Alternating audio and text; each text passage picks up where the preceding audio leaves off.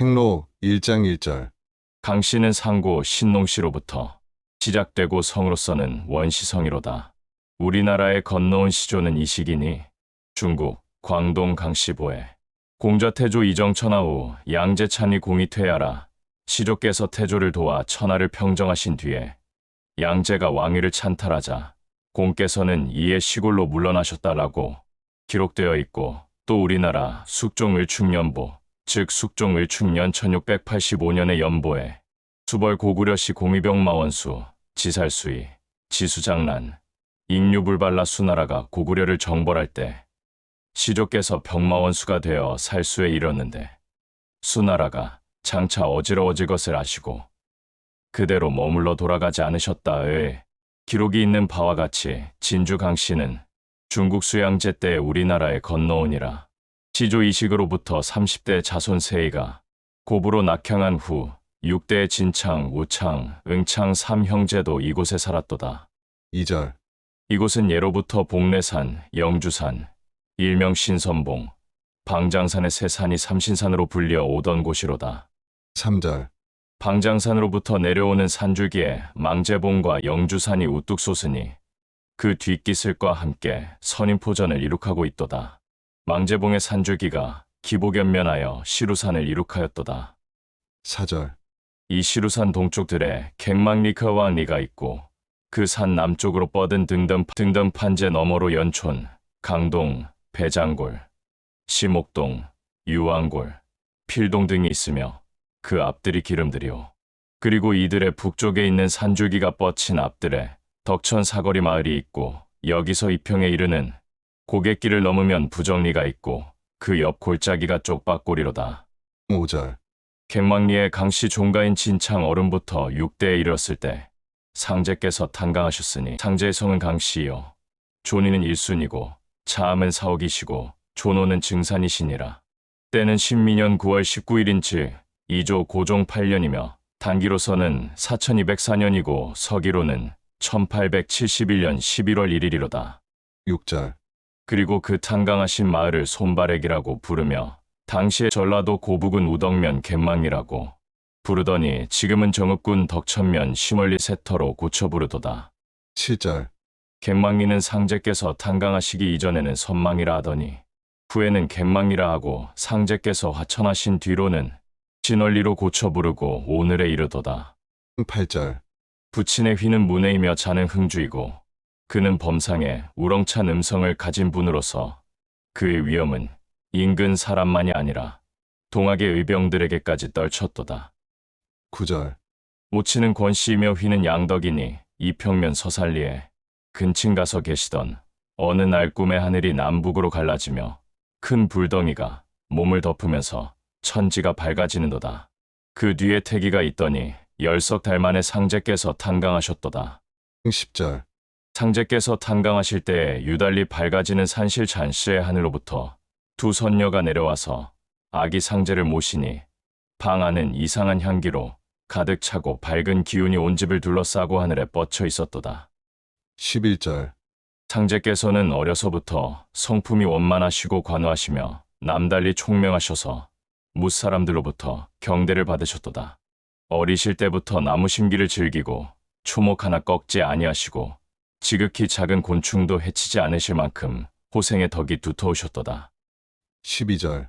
상제께서 7살 때에 어느 글방에 가셨는데 훈장으로부터 놀랄 경의 운자를 받고 원보공 지탁대오공 천경이라 멀리 걸음을 옮기면 땅이 갈라질까 두려워하고 크게 소리치면 하늘이 놀랄까 두려워한다.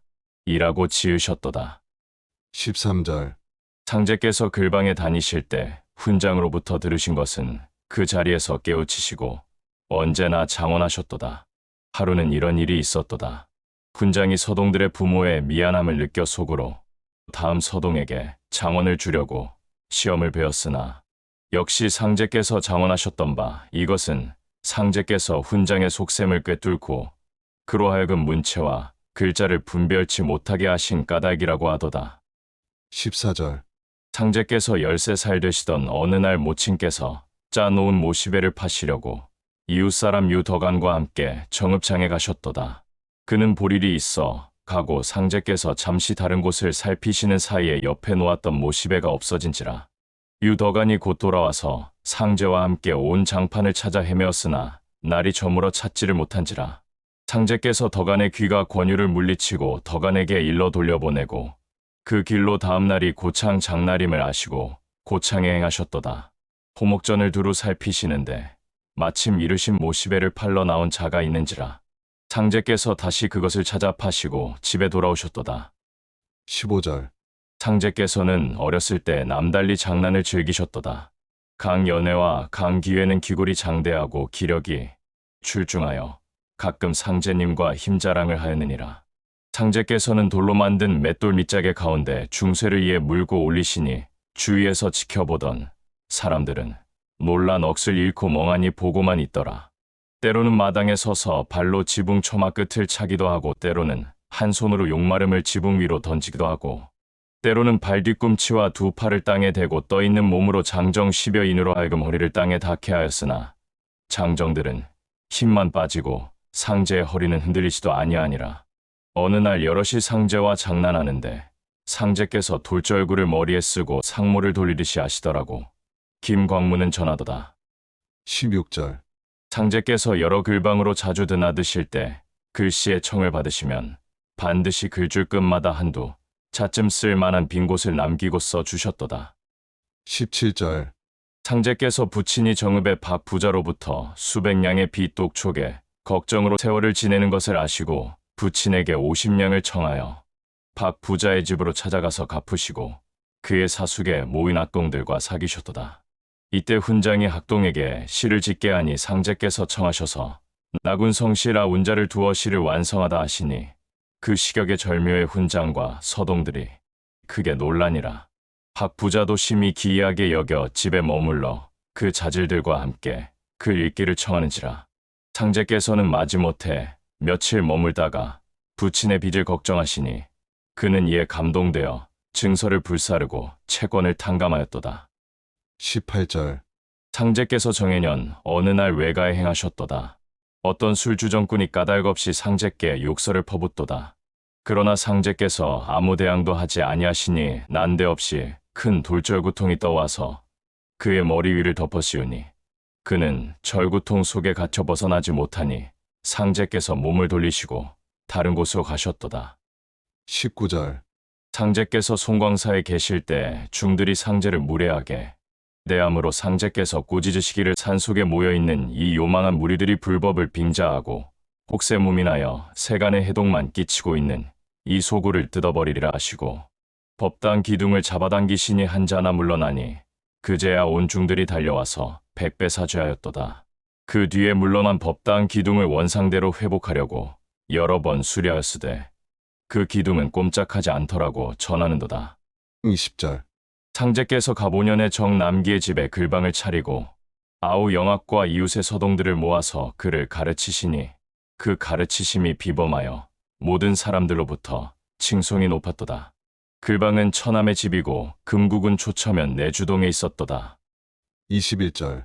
이에 고부인 전 봉준이 동학도를 모아 의병을 일으켜 시정에 반항하니 세상이 흉동되는지라.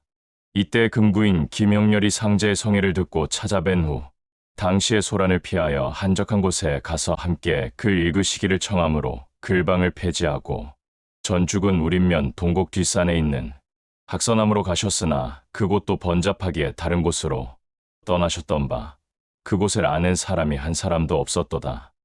22절.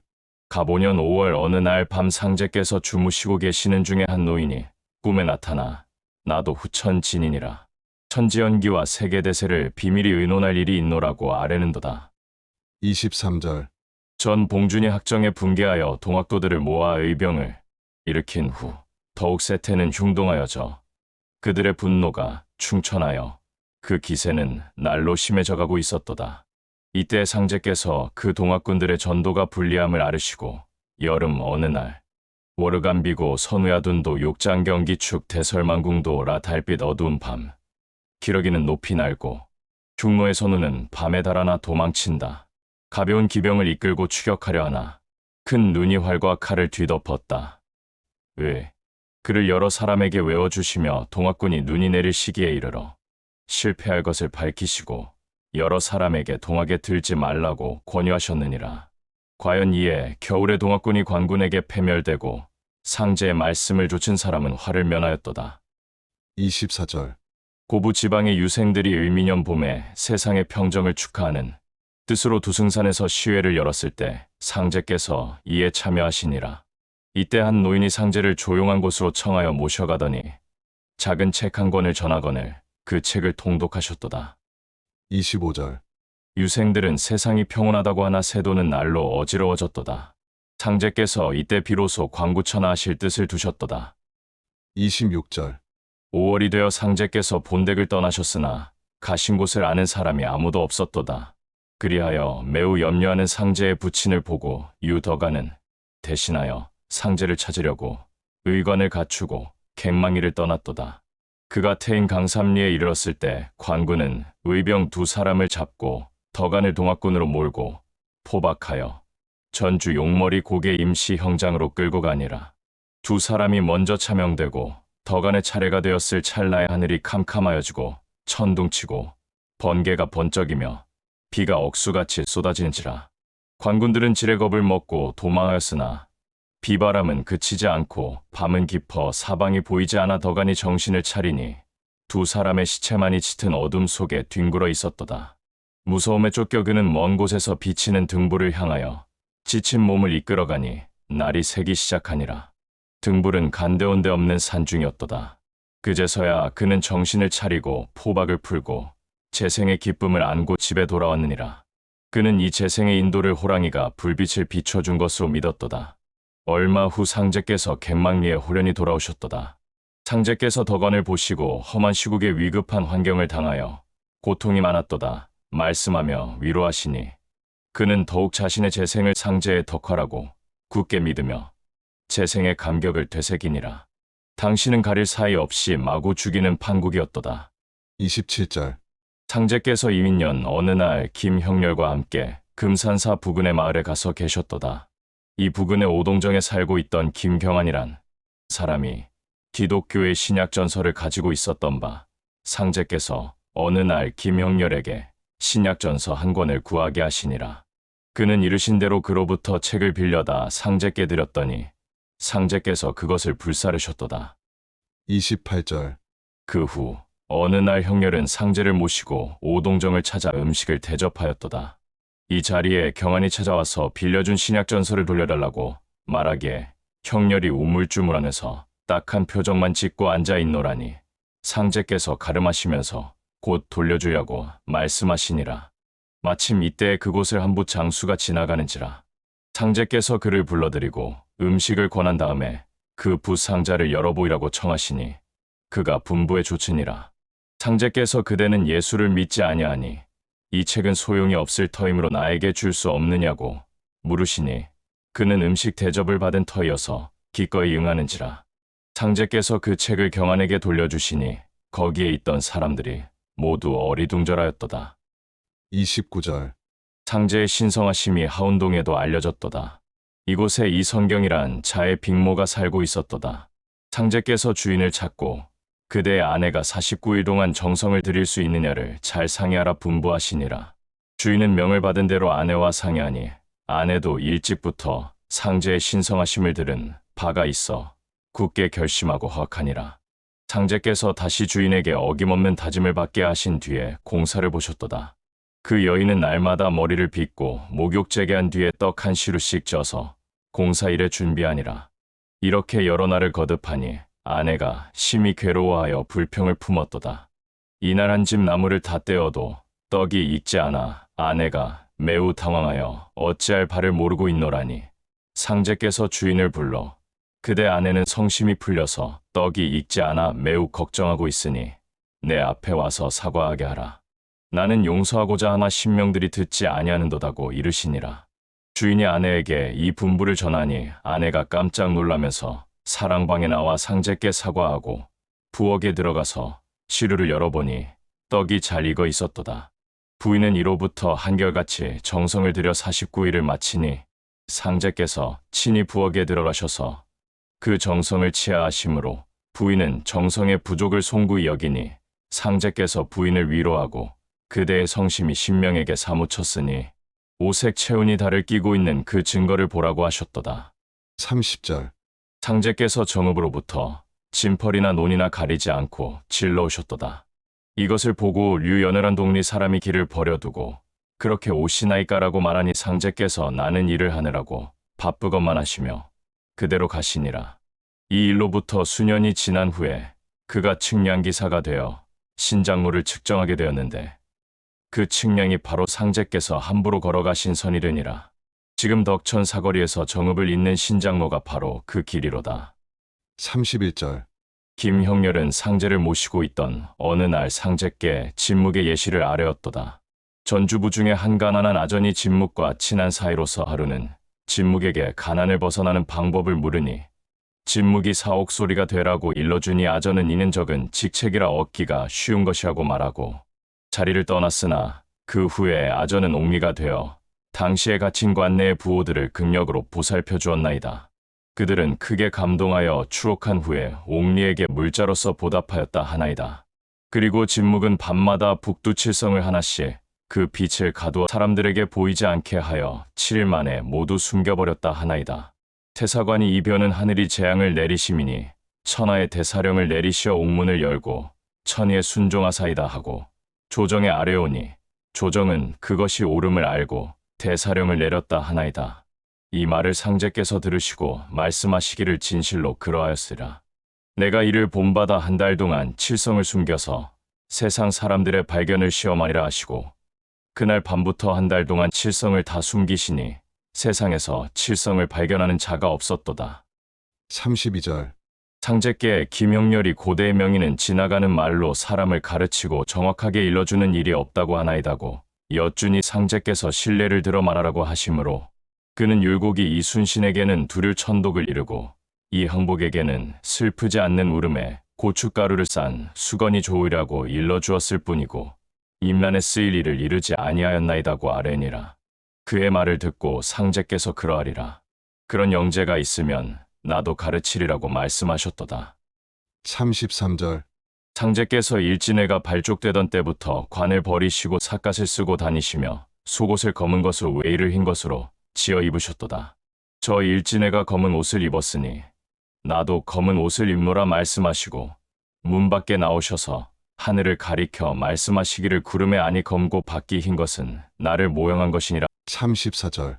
상제께서 구리골을 떠나 익산에 이르시고 그곳에서 월요를 보내시다가 다시 회선동에 이르시니라. 이곳에 김보경이 살고 있었는데 그의 집 외당에 상제께서 계셨도다. 이때 그는 모친의 위독함을 상제께 아뢰니라. 이를 들으시고 상제께서 그에게 가라사대 오늘 밤은 명부사자가 병실에 침입하여 나의 사자의 빈틈을 타서 환자를 해야 할 것이니 병실을 비우지 말고 꼭 한 사람이 방을 지키면서 밤을 새우라 하시니라. 보경이 이르심을 조차 가족 한 사람씩 교대로 잠자지 않고 밤을 새우기로 하고 가족들을 단속하였느니라. 여러 날이 계속되매 식구들이 졸음에 못 이겨 상제의 이르심을 잊어갔도다. 이날 밤 보경이 깨어 방을 지키다가 깜박잠에 빠졌던 바 이때 상제께서 외당에서 급히 소리쳐 부르시니라. 그가 놀라 깨어보니 벌써 모친은 운명하여 있었도다. 상제께서 말씀하신 나의 사자는 바로 병자를 간호하는 사람을 가리키신 것이오되 식구들이 그것을 깨닫지 못하였도다. 35절. 이날 밤에 갱망리 앞 달천리의 벼랑간 우레 같은 요란한 소리가 나자 오동팔의 집이 무너졌도다. 다행히 사람은 다치지 않았느니라. 그 후 얼마 지나 그가 무너진 집의 제목을 모아 가지고 집을 세우기를 여러 번 되풀이하였으되 그때마다 집이 무너지는도다. 그는 부득이 술집을 거두고 움막을 치고 농사로 업을 바꿨느니라. 농사로 살아오던 어느 날에 면이 없는 사람이 와서 움막살이의 참상을 보고 손수집을 한나절 만에 세우고 흔적 없이 그대로 돌아가는지라. 사람들은 수십일 걸릴 일을 하루도 못되게 완성한 것에 크게 놀랐도다.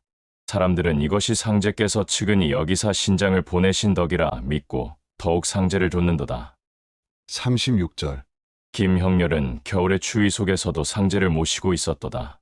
그러던 어느 날 형렬이 상제의 말씀 끝에 전하는 말에 의하면 송시열은 천재 전기를 타고난 사람이고 그가 있는 주택의 지붕에는 백설이 쌓이지 못하고 녹는다 하나이다라고 아뢰니 상제께서 가라사대 진실로 그러하랴. 이제 나 있는 지붕을 살펴보라 하시니라. 경렬이 밖에 나가 살펴보니 일기가 차고 백설이 쌓였는데도 오직 계시는 그 지붕의 한 점의 눈도 없을 뿐 아니라 맑은 기운이 하늘에 뻗쳐 구름이 가리지 못하고 푸른 하늘에까지 통하니라. 그 후에도 살펴보면 언제나 상제께서 머무시는 곳에 구름이 가리지 못하는도다. 37절. 금산사 청년함의 중 김현찬이 전부터 상제의 소문을 듣고 있던 차에 상제를 만나게 되어 명당을 원하니 상제께서 그에게 믿고 있으라고 이셨도다. 그 후 그는 환속하여 화촉을 밝히고 아들을 얻었느니라. 그리고 김병욱이 또한 명당을 바람으로 상제께서 역시 믿고 있으라고 말씀하셨도다. 그 후 그도 바라던 아들을 얻었느니라. 수년이 지나도록 명당에 대한 말씀이 없으시기에 병욱은 주시어던 명당은 언제 주시나이까고 여쭈니 상제께서 내가 바라던 아들을 얻었으니 이미 그 명당을 받았느니라고 이르시고 선천에서는 매백골이장지라 백골을 묻어 장사 지냈다로되 투천에서는 불매백골이장지라 백골을 묻지 않고서 그것을 장사 지낸다니라고 말씀을 하셨도다. 그 후 얼마 지나 현찬이 상제를 배웠고 명당을 주시기를 바람으로 상제께서 명당을 써서 이미 발음되었나니라고 말씀이 계셨도다. 38절. 어느 때인지 분명치 않으나 상제께서 이런 말씀을 하신 때가 있느니라. 고부에 나보다 학렬이 높은 친족들이 계시는도다. 내가 그들을 대할 때에 반드시 학렬을 조차 말하게 되느니라. 이것은 윤리상 전통이라. 무슨 관계가 있으려만 모든 신명은 그들의 불경한 언사를 옳지 않게 여기고 반드시 죄로 인정하느니라. 나는 이것을 어렵게 생각하여 친족과의 왕래를 적게 하느니라 하셨도다.